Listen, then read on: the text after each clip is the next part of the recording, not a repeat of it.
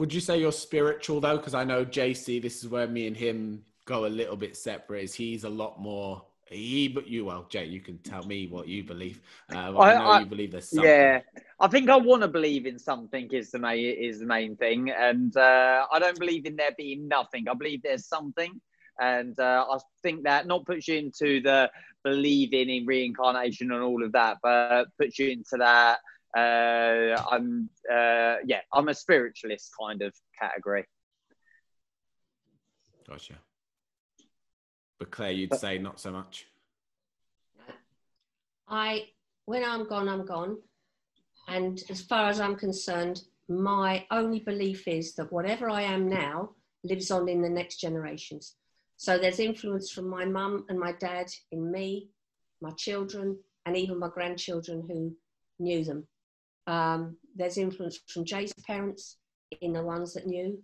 And unfortunately, they didn't stay around long enough on this earth to influence them more greatly. But the only belief I have is what I do today affects the memory that my family will have on me and whether they talk about me or not. And if I'm a horror, they're not going to mention me. But if I'm quite nice, yeah. I think we might put a picture up somewhere. Well, that'd be nice, Jay. But no, I really am not expecting anything else apart from what I've got now.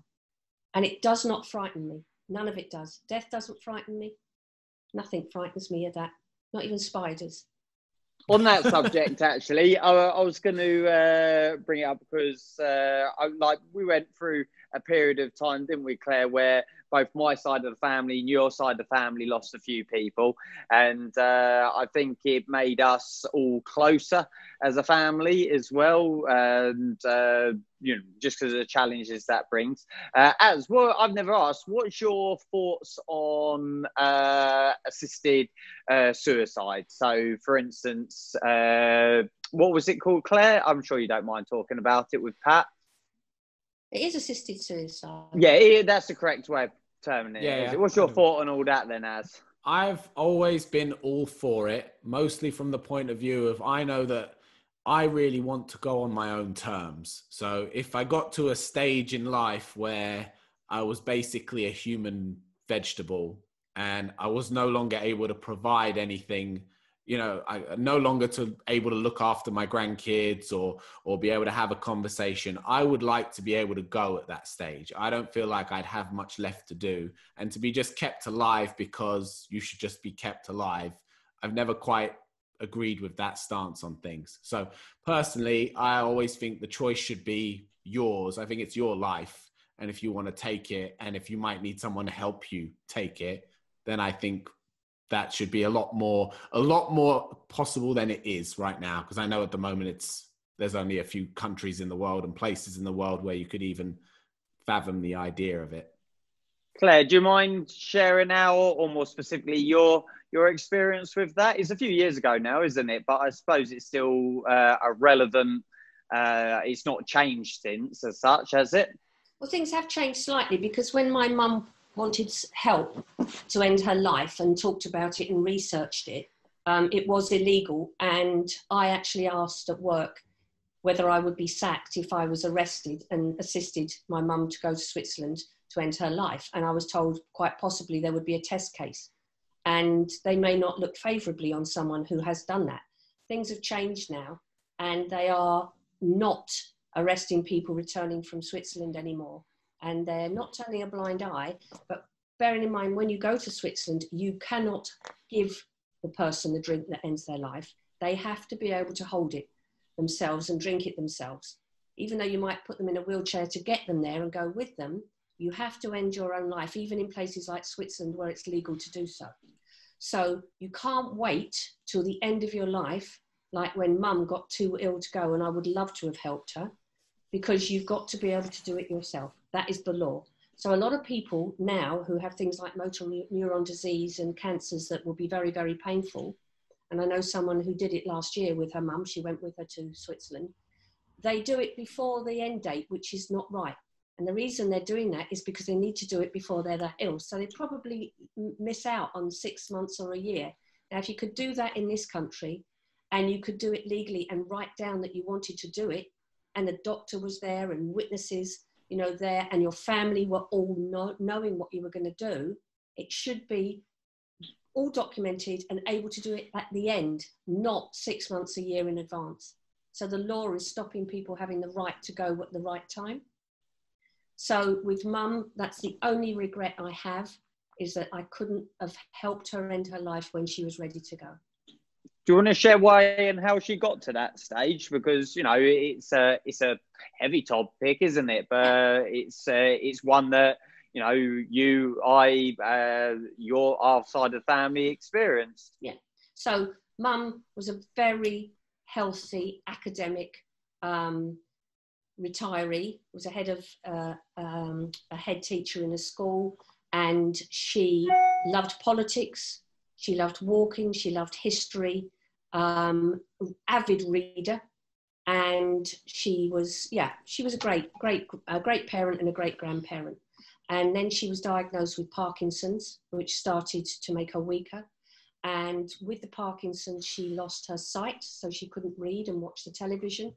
She lost her hearing, so she couldn't have audiobooks.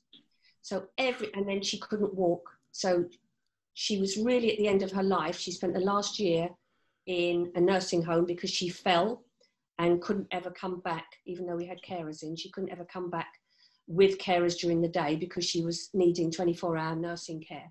And because she was very healthy, her heart and lungs, she lasted a year and died weighing about 5 stone in a nursing home with no quality of life. She probably slept for 6 months. And the doctors had no idea how she was still alive, except that her heart and lungs were still going and the body had given up. So, what age was she, Claire? Mum was, she, how am I, 30? She was 80, 79 or 80. I think, I can't remember now, that's terrible, isn't it? So she was a good age, but she suffered. She suffered. Yeah, sounds it. Those years, really did suffer terribly, because everything that she loved was taken away from her. It was taken away from her slowly. Got a mobility scooter and lost her sight, so she ended up in the bushes. She'd go walking and she'd fall over because she was Parkinson's, so she'd stumble. All the things she kept forcing herself to do. And she'd been a carer for my dad, who had a stroke for 5 years. Comes out of my dad died, and then Mum thinks I've got a few years now without those caring responsibilities, and gets hit with Parkinson's. So the end of your life, and that's the biggest fear I have, it's not dying. My fear is becoming ill and not being able to end my life before I become either a burden or in terrible pain and not able to do the things that I want to do. And so I've already talked to the family and my friends about my plans, which is what I would like to do. I wonder why there's such a taboo attached to it. And Daisy's not moving into the house, I've told her.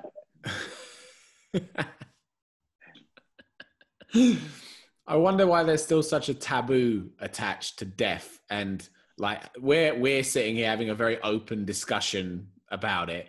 And it's not a problem for us three, but clearly for it to be so entrenched in law that you can't do stuff like this, there must be an overwhelming general taboo with people where we just don't discuss it. And like you said, you end up in a care home, quietly, slowly suffering and dying a horrible death with very little dignity when you think about it. And that's a horrible thing. If you've been independent your whole life, like you said, academic, you've been successful, and then for your last stretch, you just wither away in a bed. It's just no way to go, is it? Well, it's the same. It's having a purpose.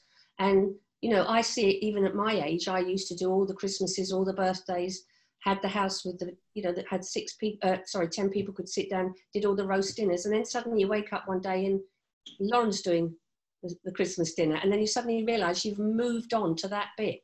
The next bit I'm going to move on to is when I get in the red chair. I don't want the red chair. That's got to go.